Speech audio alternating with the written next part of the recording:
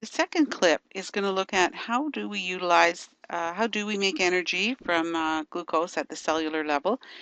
And so we just got to think back now. The first thing we need are two ingredients, oxygen, okay, from breathing in and out, and glucose. Glucose is our primary source of fuel, and that's what makes our energy most readily without any complications, okay, or byproducts is a better word. Now, when we talked about cellular metabolism, or we talked about respiration in the with the characteristics of life, we talked about, you know, the obvious respiration, breathing in and out, and then their second type of respiration was at the cellular level, and we called it cellular respiration, and that's taking the molecules, organic compounds, as we say here, so like glucose, that's taking that and putting it through the Krebs cycle and making energy from it. So many of you remember the Krebs cycle from other biology courses you took, and you probably spent a lot of time memorizing parts of it. So I'm going to break it down quite simply for you. So the first thing that happens is we end up with a glucose molecule. So we have this glucose molecule, and we break it down into two pyruvic acids. So we'll just show you one here. And with that, we get two things. We don't have any oxygen at this level, so we get two ATPs. This process is called glycolysis. So that's not very much. So what we then do is, and this is how I generally draw the metabolic furnace. It doesn't look like it attaches very well. The next step is we throw some oxygen on it, okay? And oxygen, if you think about, if we put oxygen on a fire, it would burn brighter and burn better. And from that, then, we would take that and we would put it now in, this is going into the mitochondria.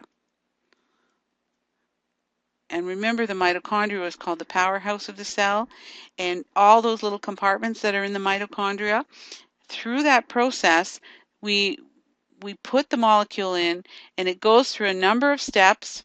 And again, you probably learned all those steps. I don't need you to learn them anymore.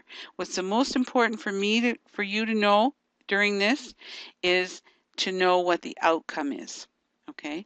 And I'll go over it a couple of times with you. But basically the outcome is 36 ATP, some books say 38, 34, it doesn't matter, way more than without oxygen. Carbon dioxide is a byproduct, okay, and water. Okay, so that's the simplest way to remember that. As opposed to, and this, remember one more thing, this is in the cytoplasm. Okay.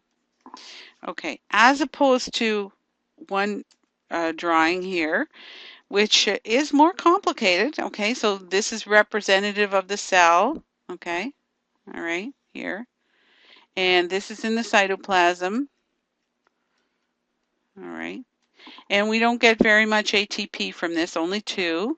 So then we take it down and we put it in the metabolic furnace, the Krebs cycle, citric acid cycle, same thing. And you probably memorized every step all along in there. What's really important is, what are the outcomes? Okay, carbon dioxide, ATP, and water. And that's exactly the question we're asking there. What do we get out of it? We do get some heat and energy as well. ATP, which is our cash for our cells to do the work that they need to do, and carbon dioxide. So this picture here, it's not a very good picture. I thought this was a turkey dinner, but in actual fact, it's tacos, and there's some guacamole and there's some salsa. So what we're trying to bring into picture here is that really we don't just eat carbohydrates usually. Most foods are a combination of all of our nutrient molecules. And so with that in mind, we will break them all down at the same time. As we said, our prime source of fuel is carbohydrates. That's number one, and that's what we'll use first.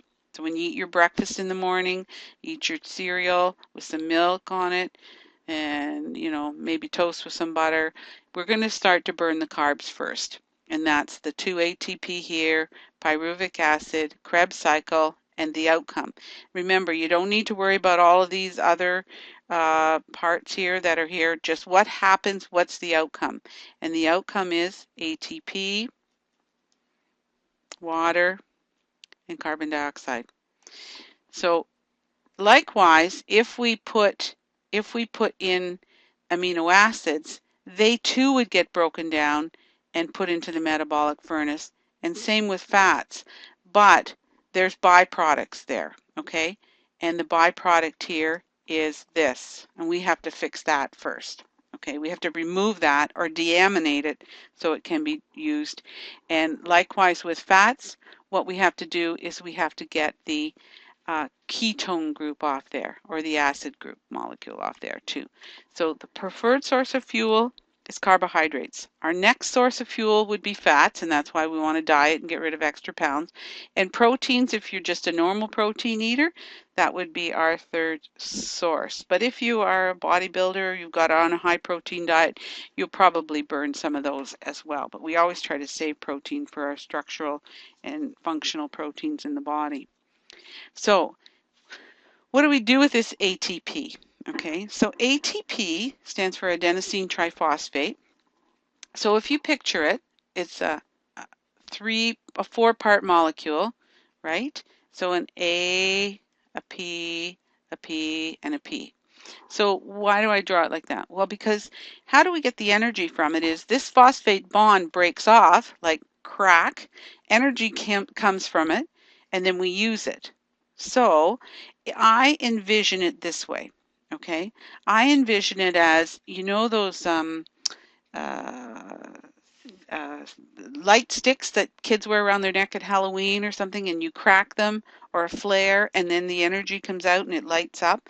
That's what I imagine that looking like. Okay. So once that's happened, then we have a molecule now, just an ADP. So it's going to be like this. So that's not going to be very functional to us. So what we've got to do is go and get another P somewhere and pull it back. So let's look at some pictures here. Okay, so there's our ATP molecule, and there's the phosphate bonds, and that's where the energy gets stored. So in this picture here, they're showing you what happens.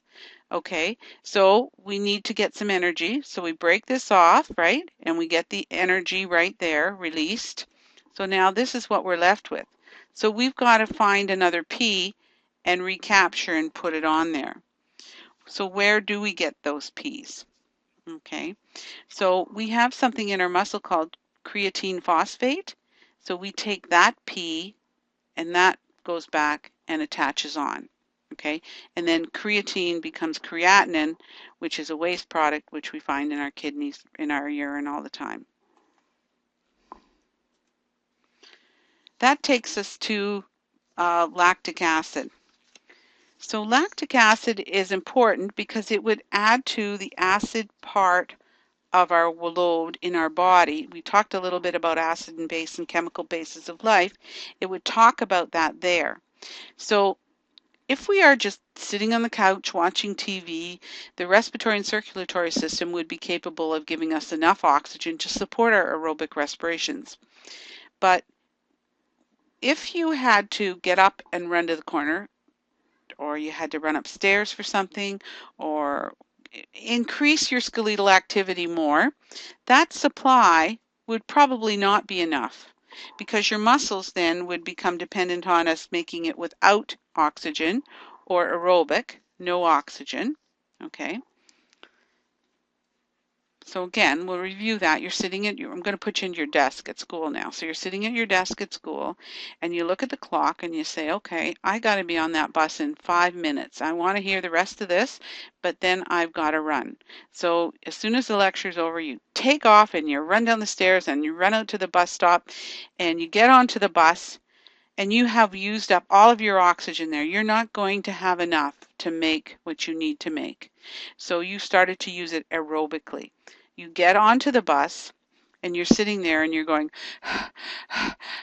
breathing like that fast. And no matter what, if I said stop, you could not stop, because what's happened in that process is your glucose just got broken down to pyruvic acid, and the oxygen supplies weren't enough for us to go into the next stage or go into the mitochondria. But they still knew that they need to support you, so their lactic acid, pyruvic acid, gets converted to lactic acid, and the liver stores it shortly. So you know when you get that stitch in your side there? So if the liver, if in the liver then, after you're on the bus and your respirations are quite fast, the lactic acid can get changed back, because we don't want that acid hanging around, because if that acid's hanging around, it's going to cause you to become acidotic. So once you're sitting down, then your respirations, you'll start to increase the rate and depth of your respirations. And through that increase in the rate and depth of your respirations, what you're doing is bringing oxygen on board.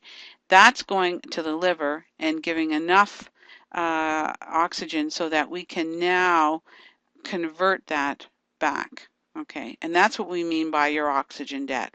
Once your respirations have settled down, your oxygen debt has been paid. The lactic acid accumulates because of anaerobic, so remember that's no oxygen, okay? And as it's accumulating, because you're still moving quickly, then that becomes your oxygen debt. So that's the amount of energy you've made without oxygen.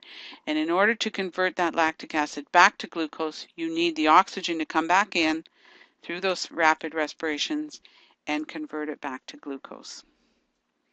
Okay, that's a lot right there, and that's the end of our second clip.